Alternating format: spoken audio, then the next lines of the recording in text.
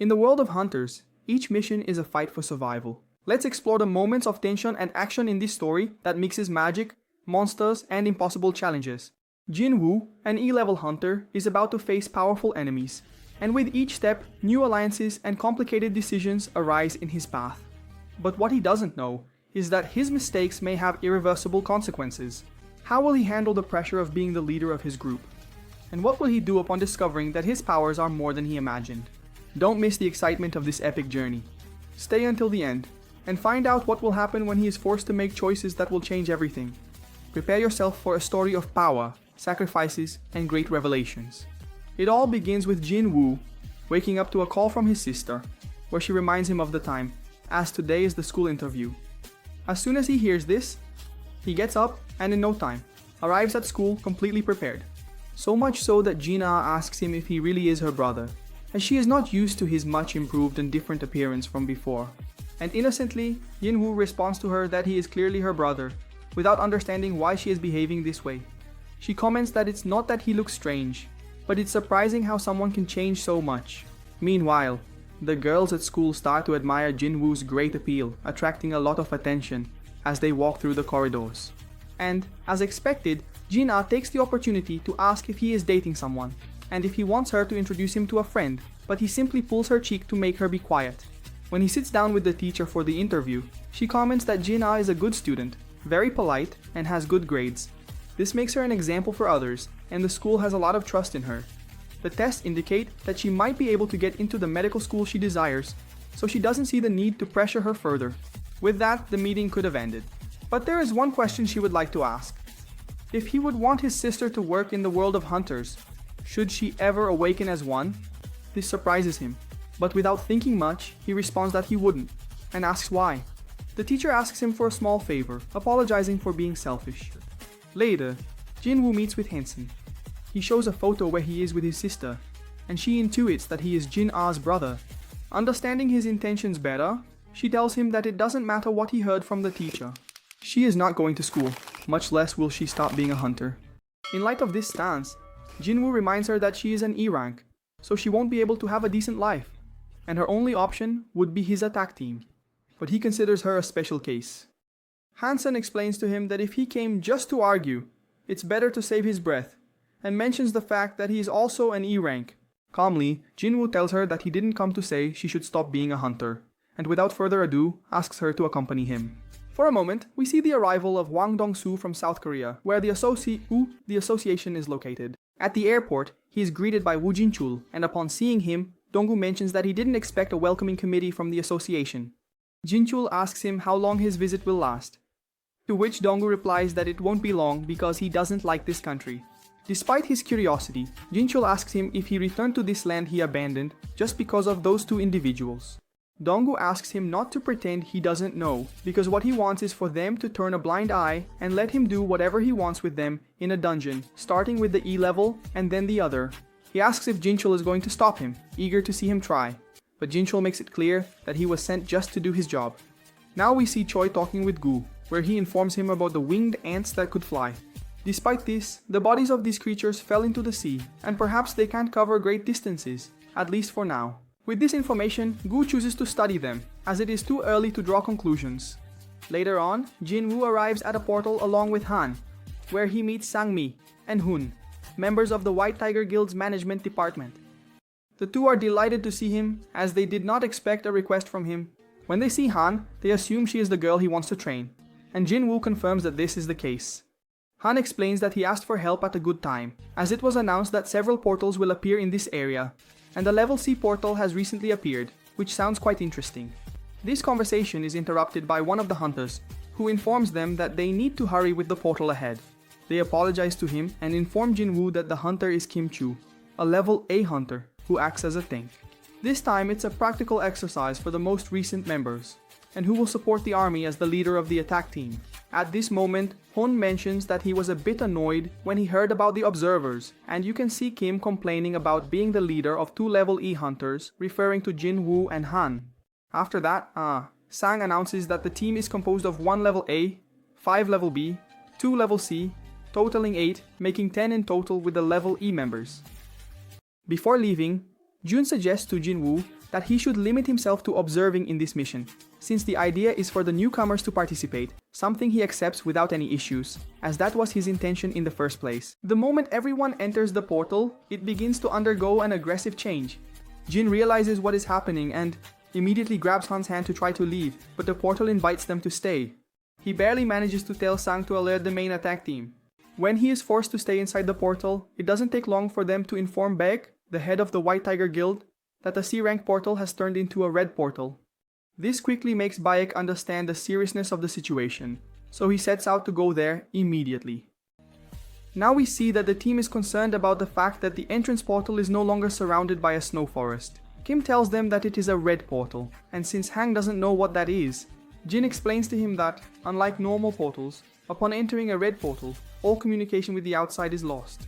It is only possible to exit by defeating the boss or finding a breach in the dungeon, and they cannot be helped from the outside. Moreover, the monsters in this place are stronger than the calculated level. Suddenly, an arrow is shot at one of the hunters, killing him as it hits his head. On the other hand, another arrow that goes directly towards Hwang is stopped when Jin catches it in the air. They realize that they are ice elves, and Jin, upon analyzing them, considers them skillful, as it is difficult to see them from such a great distance, and it seems they are targeting the weaker ones. At that moment, Kim raises his voice to inform everyone that the red portal is isolated and its level is B or higher, and due to its level, they must follow his guidance to make it out of this mission alive. And even so, he doesn't find it convenient to lead everyone, so they will split into two groups from now on. They decide to take the strongest, denying the opportunity to those of level C or lower. 1 day here is equivalent to 1 hour outside. Whether by defeating the boss or finding a breach in the dungeon, they could spend months here. So it's necessary to lighten the load, leaving the lower level ones behind. A level B girl, Park Hee-jin, asks for permission to stay with the weaker group, and he grants her permission, assuming she does it out of compassion. She approaches Jin to ask if his level is not what he claims, as she saw how he caught the arrow minutes ago, and although he avoids answering, she imagines he is level A or perhaps higher. After that, Kim tells them that the group will continue along the path ahead, while he and the others will head into the forest. As they move forward a bit, Kim points out to his companions the scratches on the trees, which are from ice bears, and therefore he believes that the level E individuals will die. However, upon further reflection, he remembers that this group has a level B and a level C, so he doesn't understand why he considers Jin their leader. At that moment, some ice bears approach, but Kim stays in front to face them without any problems. On the other hand, Park tells him that this forest is ice bear territory and thinks it's dangerous to proceed through there. But Jin explains to him that this is precisely why they took this path. If it's ice bear territory, it means they only need to worry about them when leaving. Much better than dealing with the intelligent ice elves. She agrees, as it makes a lot of sense. Jin then mentions that the temperature in the grove is very low and takes out some coats for everyone from his inventory. They are surprised to see that he uses dimensional magic, as the best hunters who master this magic can usually only take out 2 or 3 things at a time. Hwang demands to know who he is, due to the things he is capable of doing, but Jinwoo approaches her and tells her that he is there because of him, and that he will take care of her, but only if she avoids asking questions. The same goes for the others, not wanting anyone to ask him for anything. At that moment, a large ice bear appears, and the first thing Jin does is change his title to Wolf Slayer, which grants 40% more damage against all animal-type monsters. Meanwhile, Baek arrives at the portal entrance, and due to the difficulty of the mission, hopes that Kim can save everyone. Sang informs him that there is also the hunter Jinwoo, who is level E. He believes that he has gone through a second awakening, but this has not yet been confirmed. At that moment, Dong-Sul arrives to greet them, but Baek asks what he is doing there in their zone. After all, he had gone to the United States. Dong-Sul finds it strange that the portal is theirs and asks if that is true. Then, he questions why a hunter from another guild, referring to Jinwoo, is inside the portal. Dong-Sul says he wants to meet him before he dies in there, since he went through the trouble of coming all the way here. Back to Jinwoo, after defeating the ice bears in the area, he leaves the others comfortably eating their meat. Now he heads to a cave where these monsters inhabit in large numbers. Upon reaching the entrance, he uses the command, appear, causing some knights to emerge from the shadows, the most powerful of them being Igris. Finally, he orders them to attack. His legion is composed of infantry, which regenerates quickly, and mages who handle the ice bears well. Jin thinks he expected less from them upon seeing how strong they are, but one bad thing is that they consume mana quickly. At that moment, what seems to be the leader of the Ice Bears emerges from the cave, easily destroying the Shadow Soldiers, and in a few seconds, lets out a bone-chilling roar, creating a shockwave that destroys everyone, leaving Jin without mana. Because of this, he tells Igris that it's his turn, and Igris begins to advance towards the leader. When the bear leader attacks, Igris uses his incredible agility to dodge the attacks and strikes its vital points precisely. When he finally has it on its last legs, he prevents it from making a final attack by cutting off its head. Jinwoo values his immense power, and opines that if Igris had his sword the whole time, the fight would have ended differently. He also acknowledges that with his current level, he is still weaker than Igris, and congratulates him on a job well done. Here we see Kim's current situation who is at the mercy of the White Elves, with his team completely annihilated. He cannot believe it, as he was about to become part of the White Tiger elite, and although he does not want to surrender, he loses his mind because of the Ice Elves. He makes the decision to flee hastily, quite terrified, which is observed by the leader of the Ice Elves. Once all the Ice Bears are defeated, Jin wastes no time and gives the command, "Rise!" turning the dead bears into his Shadow Soldiers, including their leader. Thus, he gains a large number of monsters under his command. On the other hand, Bayek asks his group how much time has passed, and they respond that about 3 hours, which means they have been there for roughly 3 days. Abasom, Bayek mentions that red portals are considered to be of great difficulty, which is why Dong-Sul believes that Jinwoo must already be dead by now, and that he shouldn't have bothered going there. But there is something that he doesn't understand. If Jinwoo is not a hunter from the White Tiger, how did he enter this dungeon accompanying one of their teams? See? Sang responds that he is an acquaintance of Jin, and it was he who brought him, as he said he wanted to see a sea-level raid. Baek sighs in relief, seeing that this convinces Dong-Sul. Moments later, Dong approaches Sang and grabs him by the neck, asking what he discovered this time, because he knows that he always has a good intuition for finding interesting things. Before responding, Bayek grabs his arm and unleashes his beastly strength, warning that he better let him go. However, Dong says that he is no one to give him orders and that he is a nobody who thinks he's big in a small country. Consequently, both unleash an enormous force, which greatly worries Sang, because they know that a fight between two S-level hunters can be disastrous. The two get carried away by the provocations and launch a powerful attack without the intention of retreating. And now we return to Kim, who, upon entering the forest, is affected by the cold, but believes that if he can get some equipment, he can survive.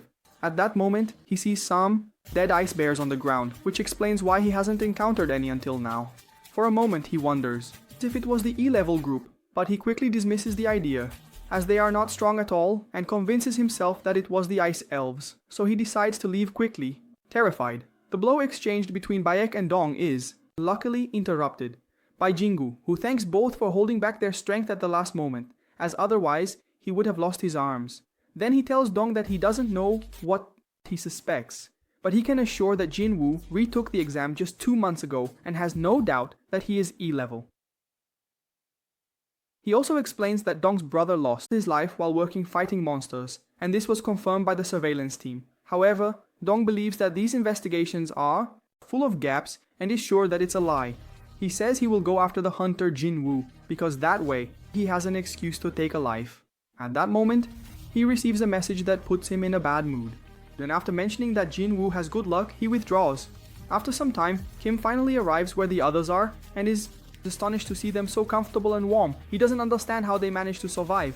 He notices that they are using coats, blankets, a tent, and even food. But upon thinking it over, he begins to understand what is happening, and approaches, quite furious, to inform them that his entire squad died because they had no equipment or food.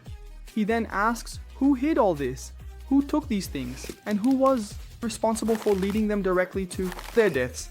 Next, he draws his sword, trying to force the truth out of them, but just before Jinwoo arrives, throwing him to the ground with a blow of his hand that sends him flying. After that, he loudly says, "They can come out, because even if they try to hide, their auras give them away." Seconds later, the Ice Elves appear, and in the center of them is the leader. The leader of the elves refers to the humans as worms. Jinwoo, enraged, asks if he just called them worms, which surprises the leader. of the elves, as he did not expect that he could actually understand. He asks if Jinwoo really knows how to speak the language of the monsters, and Jinwoo is quite surprised by this, assuming it is also the work of the system, since he didn't even know about it. The leader named Barsa thinks it's good that they can communicate, as it saves time, and comments that one of his elves wants to face him. In the blink of an eye, Jinwoo reaches him and cuts off his head, and then tries to attack him, but Baruka blocks his attack, which makes Jinwoo realize that it won't be easy to defeat him. Baruka then asks what Jinwoo is doing among the humans when he isn't even one of them, and upon realizing his reaction, understands that he doesn't even know what he is. Baruka comments that the monsters hear a voice in their heads, telling them to kill the humans, but they don't hear it when it comes to Jinwoo. This is something that Jinwoo intuitively knows are orders from the system, and that it doesn't happen with him because he is the player. Baruka sees no need to fight, and proposes to Jinwoo that they handle this sensibly, and tells Jinwoo to hand over the humans. But as Jinwoo refuses, Baruka points out that Jinwoo is clearly outnumbered. This makes Jinwoo smile and use his power to make his shadows appear. Park believes that this is also his doing. Without further delay, Baruka gives the order for his elves to attack, thus beginning a direct war between both groups. The others decide to flee, as they would only get in the way, but some ice elves try to shoot arrows at them, having been discovered. Hardly, an arrow is shot with Hae-In, when Jinwoo appears before them in an instant, catches them in the air and destroys the elves as if they were nothing. Then, he analyzes his situation, because although his army is invincible, his mana won't last long. Moreover, the boss is more powerful than him, and even fighting together with Igris would be difficult. So he needs something more powerful. At that moment, the two face off and begin exchanging attacks. Although Jinwoo demonstrates great skill in his movements, Baruka remains superior. When they distance themselves, Jinwoo uses his mages to cast a large fireball at Baruka, but he destroys it easily, buying a little time. At that moment, Quinn wakes up and runs towards Jinwoo to attack him, just as Baruka does. What Jinwoo does is use Igris to raise a curtain of snow that blocks Baruka's vision, and right there has Igris kill Kim.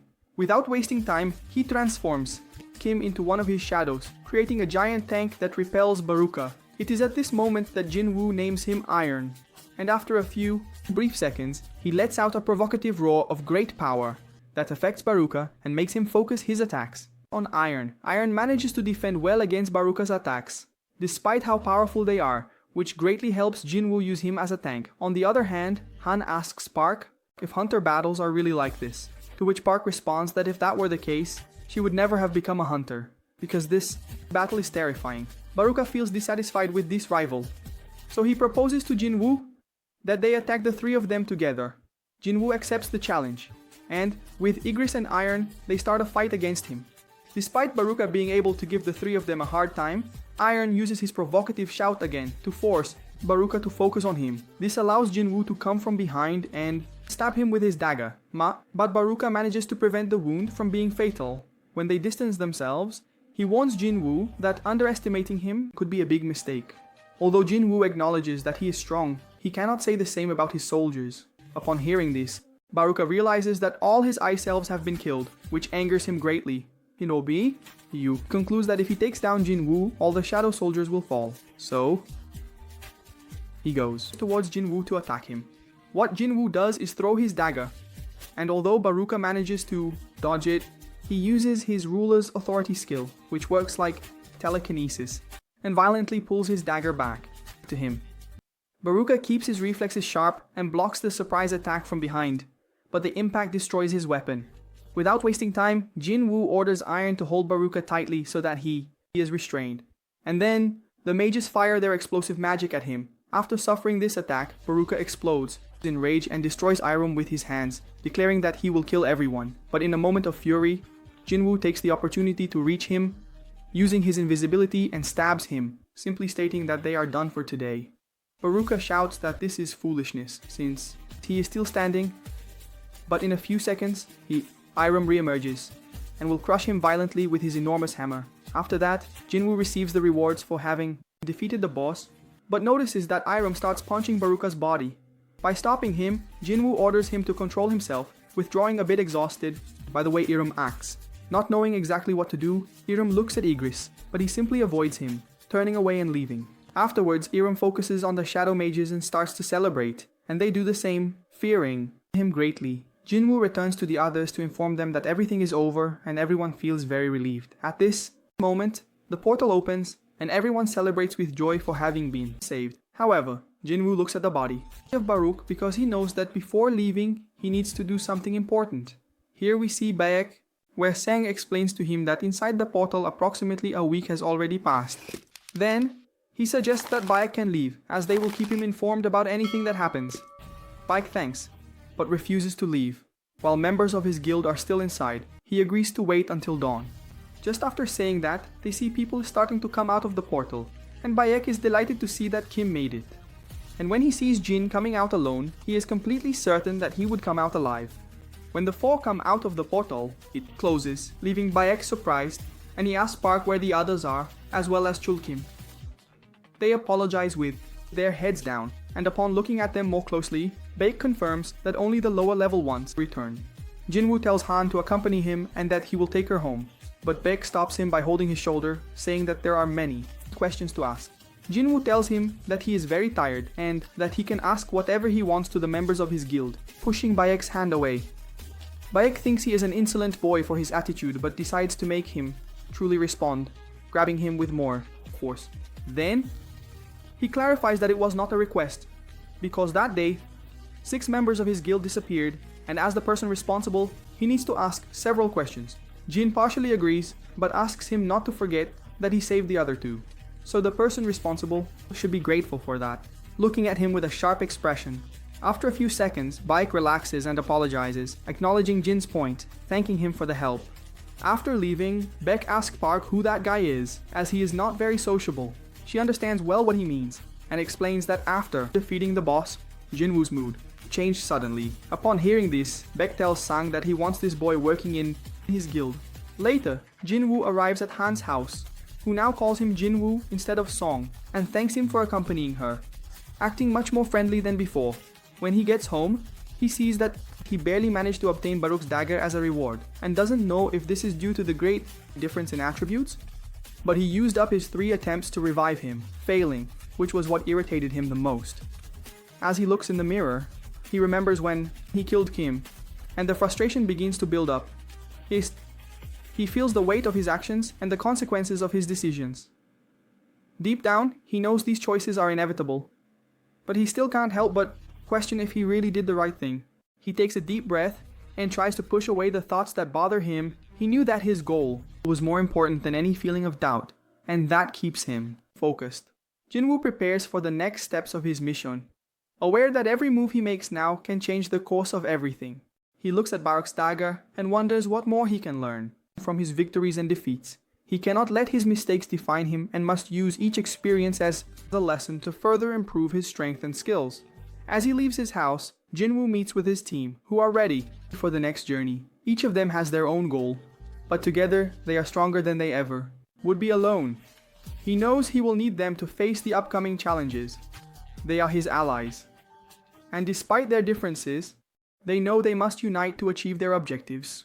Sung Jinwoo's journey reaches a boiling point as he ventures into the fiery depths of the demon castle in search of the precious Elixir of Life to save his mother. His hidden power grows to unimaginable levels, attracting unwanted attention and forcing unexpected alliances. Meanwhile, a mysterious hunter emerges from a portal after a decade, carrying apocalyptic secrets and a shocking connection to Jinwoo himself, which is about to be revealed in the most brutal way. Now tired of hiding in the shadows, Jinwoo decides to claim his true power, a choice that will put him in the crosshairs of the largest guilds and the president of the association himself. But the biggest shock may not be his newly revealed strength, but rather a name whispered by a vengeful hunter. A name that connects the dark past to Jinwoo's explosive present. Prepare for a twist that will change everything. After killing Kim the next day, Jinwoo goes with Jin to another portal, but he is completely shocked to see the shadows doing all the work. Because of this, Jinwoo apologizes for not having told him earlier and explains that all those nights are part of one of his abilities, but it's somewhat complex, to provide more details about it. As soon as the shadows finish their task, Iron celebrates with a shout. But Jinwoo, with a snap of his fingers, makes them withdraw in an organized manner to extract the minerals. When this happens, Jinwoo asks to be allowed to do something, as it was the least he could do. And at that exact moment, one of the shadows hands him some crystals so that he can also contribute, which he appreciates. In a change of scene, we see that some hunters in the United States were attacked by an unknown individual inside a portal. This individual explains to the last of them that there is no need to worry, as he only left the others unconscious. This doesn't help much, as he doesn't know English for them to understand him, but what he manages to say is that he is human and wants to return home. Later, Jinwoo enjoys a meal with Dinho, and here they talk about having already completed 19 missions. Dinho thanks him for his help, as it wouldn't have been possible without him. Additionally, he shares his future plans. First, he will take the written exam at the association. Then he will use it as a bargaining chip to negotiate with his father. Then he asks what he will do, to which Dinho responds that he might not be able to contact him for a while, as he needs to go somewhere. As soon as he hears this, and being a little drunk, Dinho makes it clear that if he considers him a nuisance, he can simply say, "so," and he will respect it. He has a brother 10 years older, but he doesn't like him, and they never spent time together as brothers. On the other hand, he saved his life and fulfilled his request, and that's why he wishes he were truly his brother.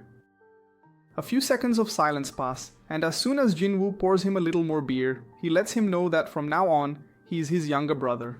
This makes Jinwoo immensely happy, to the point of suddenly acting overly kind.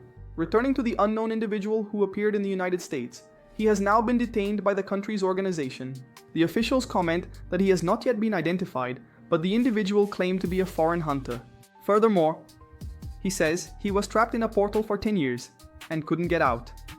Then he found the portal that leads to the United States.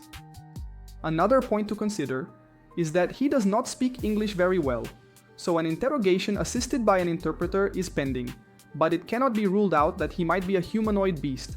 As for what they intend to do with him, they have requested the help of a rank hunter in Washington, Hwang Dong-Soo. So, will they be able to proceed with the investigation as soon as he returns to the country? Lastly, this unknown individual said that his name is Sunan Hwan. The next morning, Jinwoo prepares for his trip and informs his sister that he will be away for a week. Jin, upon learning that he is leaving after work, simply assumes it's with a girl, so she wants to know more about this girlfriend he has. Our protagonist in turn ignores her accusations, clarifies that he is going out with a friend, and then leaves. Later, he arrives at the entrance of the infernal castle, recalling that when he fought against Cerberus, his level was around 20, but now it has tripled. Without further ado, he takes the key to open the large gate, thus accessing a special portal that leads him to the infernal castle. As he advances through the corridor, a message appears with the mission information. It states that the infernal castle is filled with demons, and he must collect the souls of these beings, with the requirement being to gather 10,000 of them. This catches him by surprise, but he knows well that he came here for another purpose, which is the Elixir of Life. For this reason, it doesn't matter whether it's 10,000 or 100,000 souls. He will obtain each and every one of them, immediately drawing his dagger as he faces some demons to eliminate. Now we are with Jinwoo, who is having a private meeting with his father, where he asks to be given the guild after showing his resume and stating that he is prepared. His father finds it strange as he knows the proposal he made to his brother, but Jin considers what he plans to do very risky, referring to choosing a stranger to make him the guild master.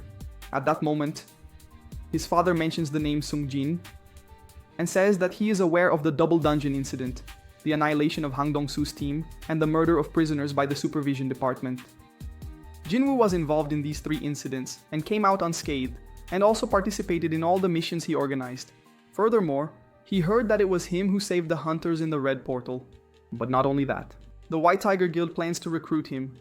After mentioning all this, he agrees to hand over the guild with one condition, that he recruits Jinwoo to be in the guild with them, something that Jin agrees to do.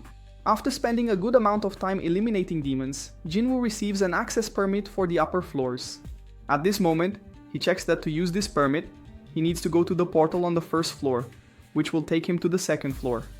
As he advances, he sees that this dungeon is enormous, and it seems like they put an entire city inside a building to be able to advance more quickly. What he does is summon one of the ice bears, which was precisely their leader. By riding it, he makes it clear a path through the demons at great speed, and due to its strength, he decides to name it Tan. My friend isn't very creative with names actually. Now we are with Chan, who is enjoying a pool in a private gym, something that other hunters find unusual because she doesn't usually frequent these places.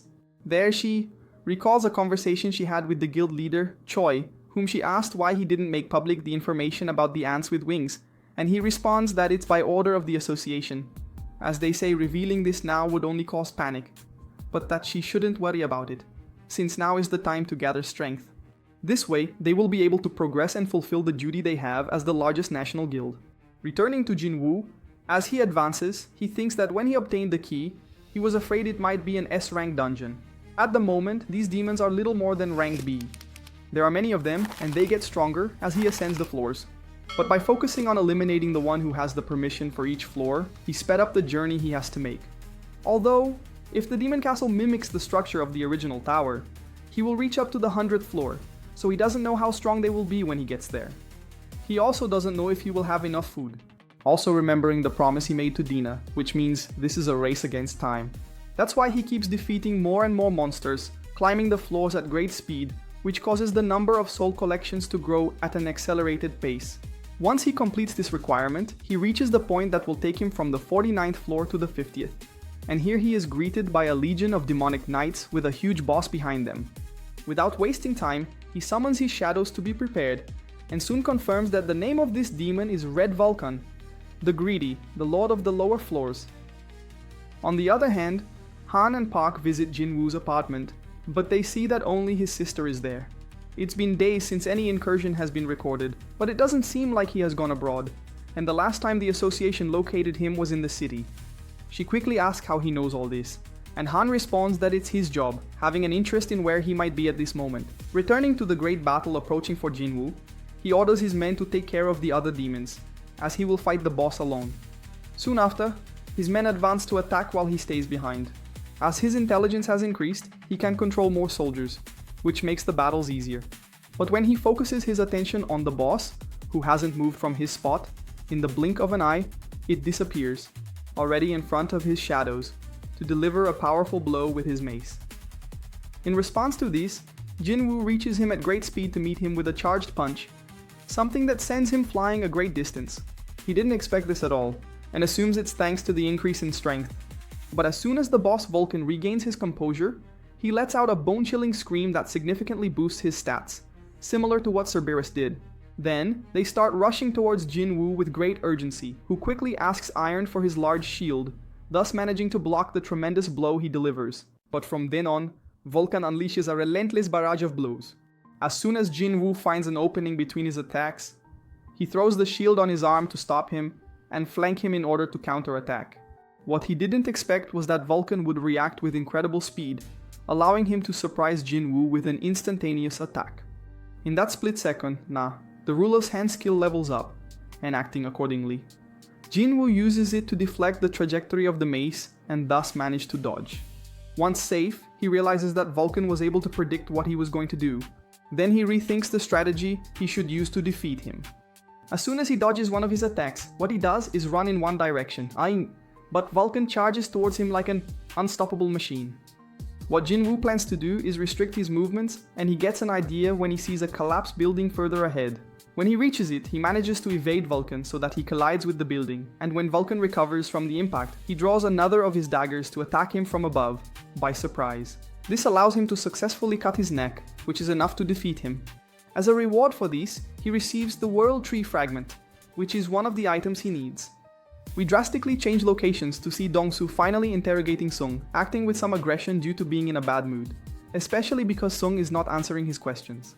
Suddenly, Sung asks how much humanity knows about portals and monsters, as these things are just the tip of the iceberg.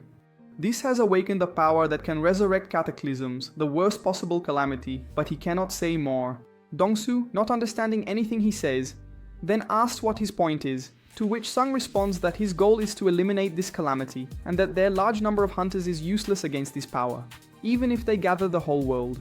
Ignoring what he says, Dong-Soo comments that he has the nerve to use a name, despite being a monster, and furthermore, claims to have a wife and 2 children. Upon seeing his record, he raises a malicious smile, and then asks what his son's name is.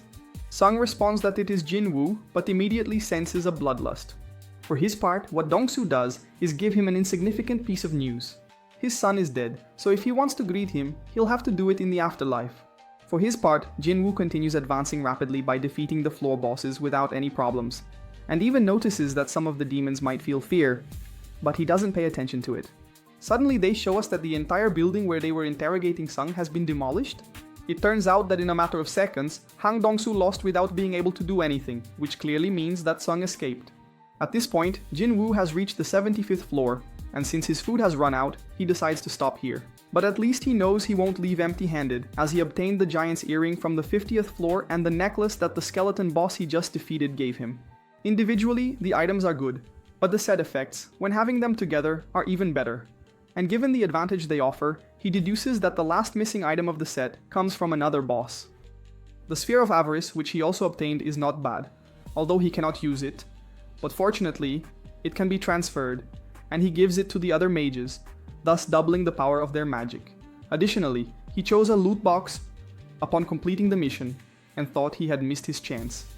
But that was not the case. Upon opening it, what he receives is a key, but in the details window he doesn't get any information about it. The only thing it says is that the information will be revealed when the conditions are met. Putting this matter aside, he reviews the plan he has had since entering the demon castle. Vulcano the Miser gave him a fragment of the world tree, and on the 75th floor, Methos, the soul guide, gave him the spring water from the spirit forest. He has 2 of the 3 ingredients he needs for the Elixir of Life, so only one is missing to be able to save his mother. With this in mind, he knows that the next time he returns, he will obtain it without fail. Upon leaving the infernal castle, Jinwoo checks that he has already obtained 2 materials to craft the Elixir of Life. Therefore, now only one is missing, the purified blood of the Demon King. To obtain this, he must be completely prepared and sees it as a positive point that his level has increased significantly after the trip to the Demon Castle. However, officially his level is still rank E, and although he needs to level up, he cannot participate in high-level raid missions if he remains like this. For this reason, he decides to end this charade by proposing to undergo a rank re-evaluation. The next day, he visits the association's headquarters to participate in the re-evaluation. Hae-In, a member of the White Tiger, was there. As soon as he notices his presence, he makes a call to Baek to inform him that Jinwoo has arrived, and he quickly prepares to go there. Meanwhile, Jinwoo waits a bit until he is called into the examination room. The person in charge indicates that he should place his hands on the black crystal, but at the moment of collecting the data, the system encounters an error.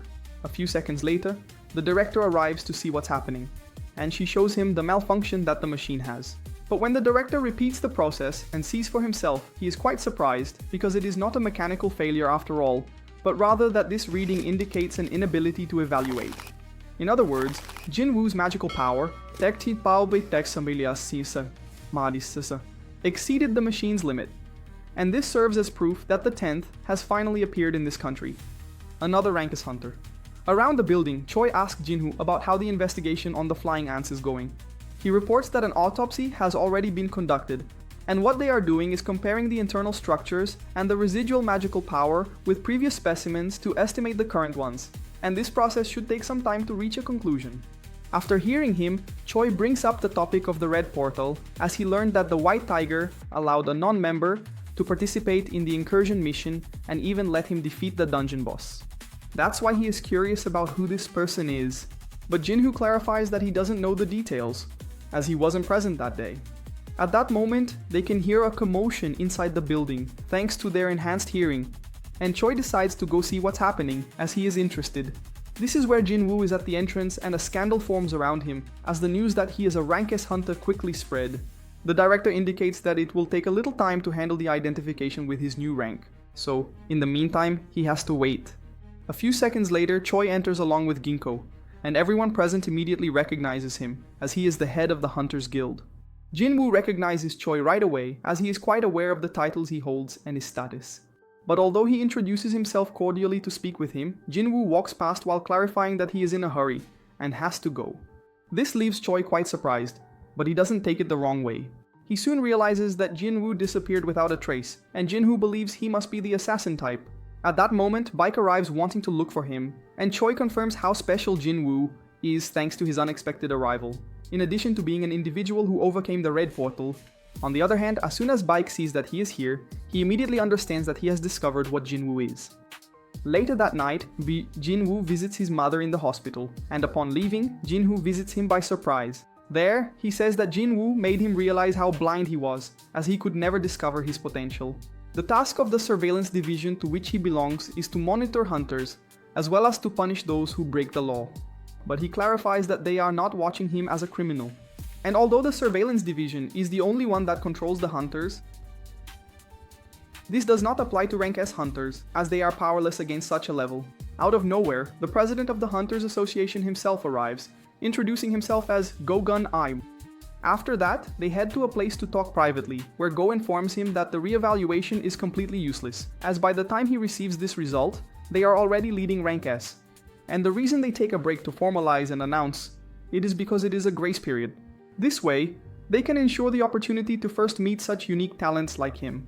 And although the cost of the Hunter Association is enormous, there are few hunters, as they generally prefer guilds to gain status and money. He then asks him to join the association, being willing to offer him the most important position within it. Jinwoo is surprised by such a proposal and asks why he is doing this.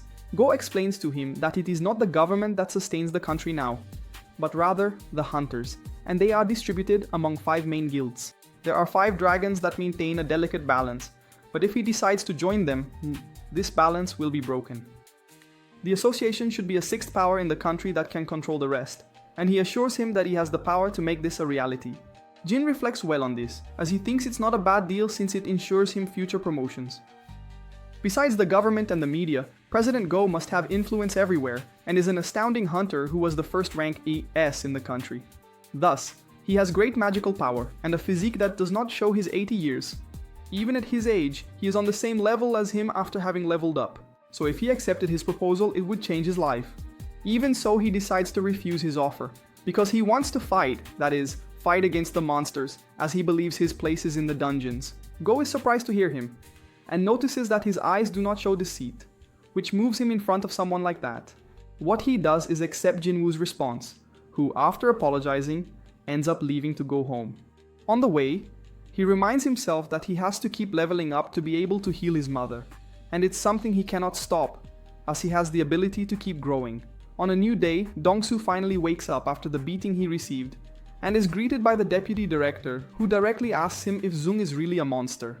This makes Dong-Soo recall some of the things he saw about him, and he doesn't hesitate to respond that he has nothing human about him. After hearing him, the deputy director asks him to focus on recovering, and to go to administration when he is discharged. And what about Sung? They are still looking for him, but he doesn't believe at all that they can capture someone who was able to defeat him. Alone, Dong-Soo begins to boil with anger, clearly remembering the threat Sung made to him about never approaching his family again. He considers this one of the most humiliating defeats, but he refuses to accept this outcome. And since he knows where Sung is headed, he plans to obtain an artifact to crush him alive. Returning to Jinwoo, he was precisely thinking about these objects. The artifacts could be considered artificial relics, but for hunters, they are high-level equipment that only the best craftsmen prepare.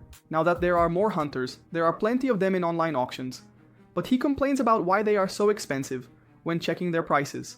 He wants to take the perfect equipment to the Demon King's castle, but he doesn't see anything convincing in the store.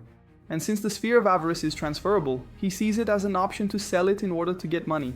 The enhancement rates of the best equipment range from 20% to 30%, and this sphere has the power to double magical damage, so it should be quite valuable. The problem is that it belongs to someone of rank E, so they will probably investigate its origin. If it had been registered in an A rank portal, there would be an excuse, but being of rank E, it's impossible. By doing a little research on the web, he finds an ad looking for people to mine in high-level portals. Now we are with Go, who examines Jinwoo's information in detail, and finds the appearance of his ID strange, as it looks like a young man in the photograph. Then he asks if he tampered with his rank. Jinchu indicates that Jinwoo suffered several lethal injuries, so he doesn't believe that's the case. As for his mother, she suffers from eternal sleep, and he is dedicated to paying for his sister's education, which makes him the financial pillar of the family. Additionally, there is information that he recently joined the Hunters Guild raid, but he is in the mining group. Returning to Jin, he now presents himself to his superior to work in the mining group, and is received without any issues. Despite being rank E, he knows that in high-level dungeon raids, tasks need to be divided. The attack group eliminates the monsters, the mining group extracts the mana mineral, the collection group, well, gathers the monster corpses, and although this requires people, it ends up being quite profitable. While thinking about this, Choi finds himself inside the rank A portal, and doesn't hesitate to use his powerful fire magic. to sweep away the large monsters in front of him. Strategically, he has the tank-type hunters focus on defense, advancing with ease thanks to their abilities.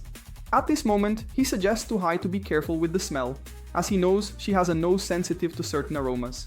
After a while, Jinwoo sees him coming out along with the others from the portal, having managed to defeat all the monsters except the boss with ease.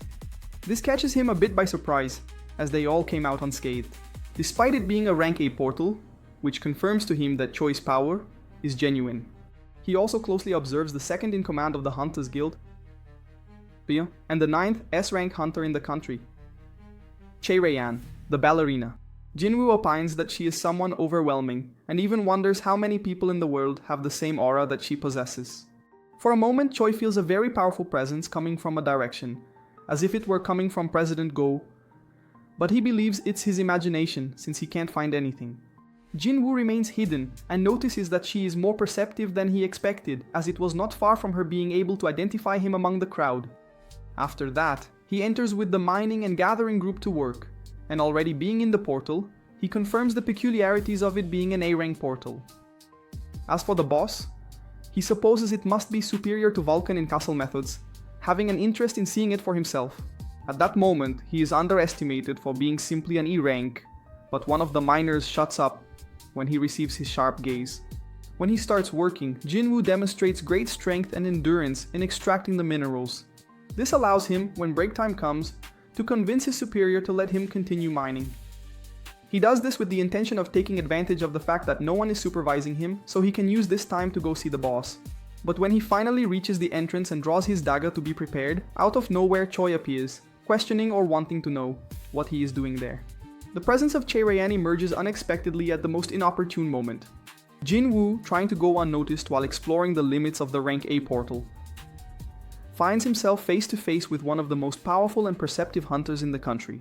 Will his rank E disguise finally be exposed? How will he react to this sudden appearance? The confrontation is inevitable. What do you think will happen? Leave your theory in the comments below. If you're enjoying Jinwoo's power climb and mysteries, don't forget to like and share this video with your friends. And of course, stay tuned for the next video, where we will discover the consequences of this explosive encounter and continue to unravel the secrets surrounding our shadowy hunter. You won't want to miss it.